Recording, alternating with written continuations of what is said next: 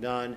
Radiofrequency ablation, the Bar-X treatment should be considered, but we just don't have the long-term data yet. But my thinking is, and is probably over the next 2 or 3 years, this will actually probably be our main workforce for this. Endoscopic EMR, as they talked about, which we talked about before, it can be done. It's singular and it gets a tissue, and so this is a popular technique. And then last, for esophagectomy, as we talked about it can be done. Low operative mortality, less than 1%, especially in the minimally invasive part. And so esophagectomy is still in this, but there's other areas of treatment that we have to be on to so we can be in this competitive arena.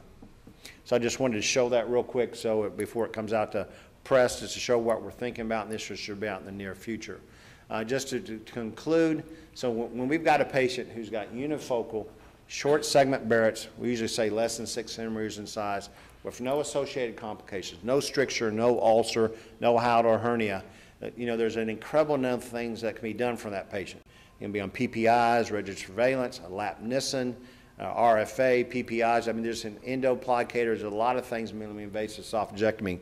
What we're doing now is that we've sent off to IRB. We're looking at putting these patients into our study with our institution. We are in the high-grade registry nationally, and what we're probably going to start doing now on these patients for these single focus is going to be RFA with a lapnicin to control their reflux symptoms.